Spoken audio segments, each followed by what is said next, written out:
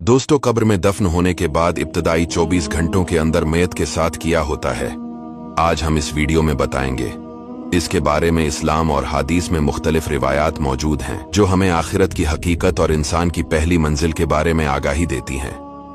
ये वक्त मैयत के लिए बहुत अहम होता है क्योंकि ये कब्र की जिंदगी की इब्तदा होती है।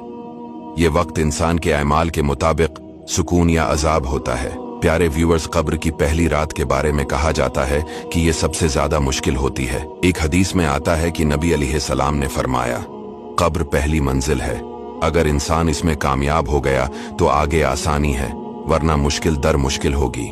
जब इंसान को कब्र में दफन किया जाता है तो इब्तिदाई वक्त में दो फरिश्ते, मुनकर और नकीर, उसके पास आते हैं।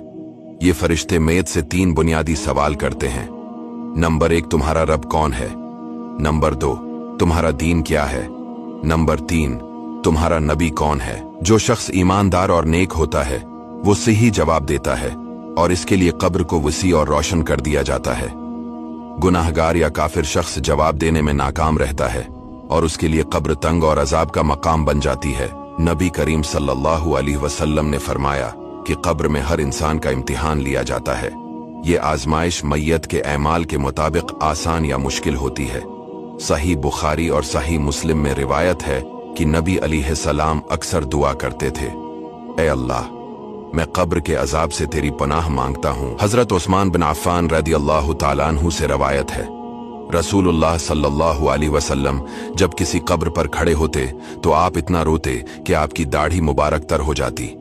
आप फरमाते, मेरे भाइयों, कब्र आखिरत की पहली मंजिल है। अगर यहाँ कामयाबी हो गई तो आगे सब आसान होगा और अगर यहाँ नाकामी हुई तो आगे और भी सख्त हालात होंगे।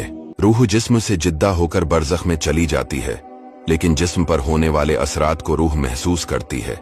नेक लोगों की रूह को सुकून दिया जाता है जबकि बदकारों की रूह को सख्ती और अजाब का सामना करना पड़ता है। इस दौरान मैयत को अपने रिश्तेदारों और अजीजों की दुआओं की बहुत जरूरत होती है। सदका, खैरात और कुरान की तिलावत मैयत के लिए मगफिरत का जरिया बन सकती है। नमाज न पढ़ना और अल्लाह की नाफरमानी करना, नमाज को तर्क करना अजाब कब्र का बड़ा सबब है। कब्र के इब्तिदाई 24 घंटे इंसान की दुनियावी जिंदगी के इख्तिताम और आखिरत की इब्तदा की अक्कासी करते हैं। ये वक्त इंसान के अमाल के मुताबिक सुकून या अजाब का होता है। इसलिए हमें अपनी दुनियावी जिंदगी में अमाल को बेहतर बनाना चाहिए, अल्लाह से बख्शिश मांगनी चाहिए और दुआ करनी चाहिए कि अल्लाह हमें कब्र की आजमाइशों और अजाब से महफूज रखे। कब्र की रात और अजाब हमें यह सबक देते हैं कि दुनिया की जिंदगी में नेक अमाल करें, गुनाहों से बचें और अल्लाह की रज़ा